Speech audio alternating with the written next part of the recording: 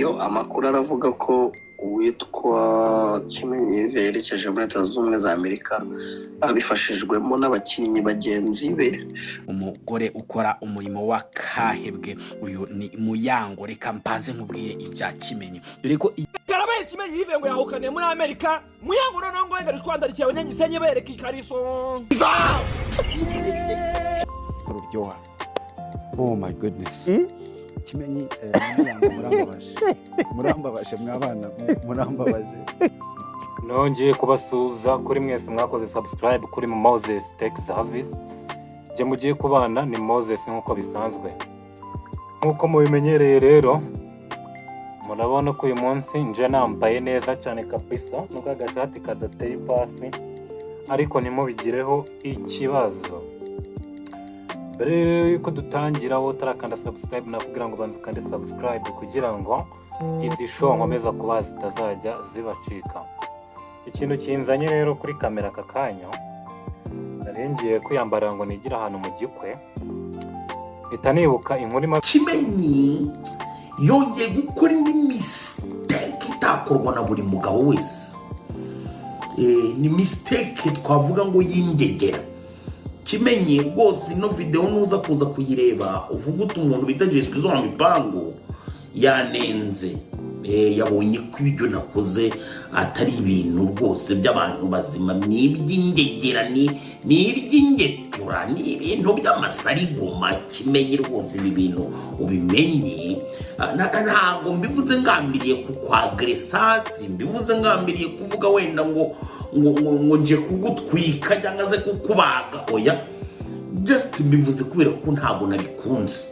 Ni njye nyine ntabwo nzi abantu uko babyakiriye, wenda bashobora kuza kubikubwira muri commentaire. Njye nyine ku giti cyanjye niyo mpamvu navuze ni reka mbikoremo ikiganiro. Ngiye nkora ikiganiro sinjya nkunda kugeneraliza abantu, njye mvuga ku giti cyanjye on my opinion.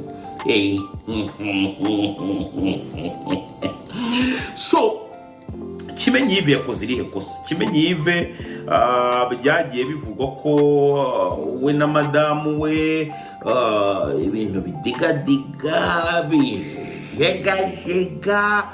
Ibyo ni ibintu bibaho mu buzima bw'abashakanye. Sindashaka ariko njya mbyumva n'abantu benshi bavuga ati ngewe mu rugo wanjye wagira ngo naherekeje abandi, wagira ngo ngewe satani yateye iwanjye mu rugo. Ibyo ni ibintu tugenda twumva ahantu henshi, nta nubwo rwose ngewe ndino mu bantu bashobora kuza bakabiseka cyangwa se wenda bakabyenjoyinga, kuko nta n'ikintu kirimo cy'igitangaza. Si uwa mbere waba utandukanye n'umugore, si uwa mbere waba ugiranye ibibazo n'umugore, ndetse sagiye kuba n'uwa nyuma. N'ejo bundi hakurikiyeho hari abandi bantu bazashaka batandukanye n'abagore babo. Ikintu kimwe namaze kubona gisigaye cyarabayeho, abantu muri iki gihe basigaye bashakana just kubwo kuryoherwa n'irari.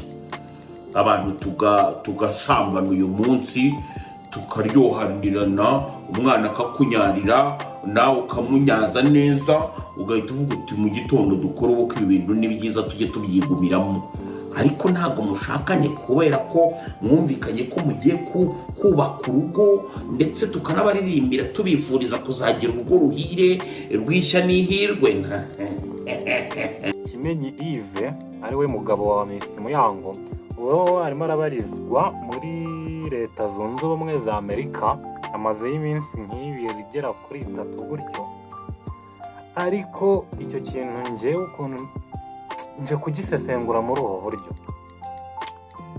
niba mwarabibonye mu minsi yashize havutse imvururu ati Brian na Muyango ntabwo babanye neza, ati Brian ko ntangiye gusobwa.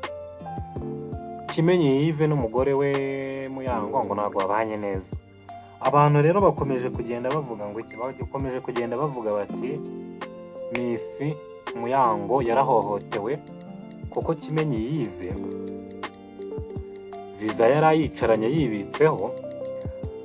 Aravuga ati mbere yuko mva muri iki gihugu nkagera muri Amerika, reka nsige mbambishije umuntu witwa Muyango, reka nsige mubambishije, nsige muvuyanze, nsige mutesheje icyasha, ku buryo batazavuga ngo nataye umugore, ahubwo bazavuge ku mugore yananiye. sinzi niba uri kumva icyo kintu. Urabona umujene yari yifite gahunda yo kwifatira ikirere akigira hanze, birangije arareba, urabona nyine abajene bacu bagiye hanze nta byo kugaruka, ubwo numva ni nk'aho baba bataye iki, ni nk'aho yuko bataye umugore. Arareba abona kugenda mutaye bizavugwa nabi, we aravuga ati reka kore degba y'uburyo Muyango agomba gusigara avugwa nabi muri social medias, bikagaragara ko ikintu Kimenyi Yves yakoze ari nko guhunga. Uri kumva ikintu bita showbiz guys, aba bakubitira mu cyiciro, ni babaya cyane, ntabwo wapfa kubamenyera. Namwe mukajya hanze rero ati Muyango Kimenyi ari kure. Kimenyi ni dira bari gukina bro. Kimenyi ni umwicanyi, Kimenyi ni mubaya cyane, Kimenyi. Ariko ibi byose bikavuga ko iyo nama Kimenyi yagiye ayibwirwa nande, ngo yagiye ayibwirwa na Jessica zo mipango Kasuku Media, nko kuri Kasuku Media nyine, yitwa na Kasuku. Ati Kasuku niwe wagiye yegera Kimenyi, aramubwira ati rero Kimenyi, urabona ntugikina match ngo bicemo waravunitse, kandi umugore wawe Muyango aragenda agakorera ibiceri hanze aha, yahaza ntabashe no kugutunga, arimo agendera muri Range Rover, wowe uri kugendera muri Gikeri. Ati mwana wanjye ngwino muri Amerika wikorera amafaranga, haba hari amafaranga uve muri ibyo. Kimenyi nawe akirita mu gutwi ati ntabwo ari njye rero wasigara ahangaha ngo ejo bundi ntangire kujya nsabiriza umugore wanjye ari kundusha amafaranga. Kimenyi niko guhita akora biriya byose, arangije ahita afata rutema ikirere yigira i Burayi, yigira ku mugabane wa Amerika. Rero guys, niyo nkuru nari mbazaniye, niyo nkuru ngiye kujya mba updatinga day by day, ngiye kujya mbacukumburira umunsi ku munsi, bakubita utuntu umunsi ku munsi, bakubita utuntu. Nyawanda rero utarakanda subscribe push. Iminsi ivugwa ya Muyango, Muyango amaze iminsi avugwa kabisa, mumusebya, muvuga uburyo ki ngo yagiye akambara ubusa ku karubanda, ngo ni gute umuntu w'umubyeyi yambara agakariso, ibintu nk'ibyo ngibyo murabizi byagiye bivugwa cyane. Ariko umuntu wese watekereje gutyo cyangwa wabibonye gutyo, ndagira ngo nkubwire ngo ufite ubuturage buteye ubwoba.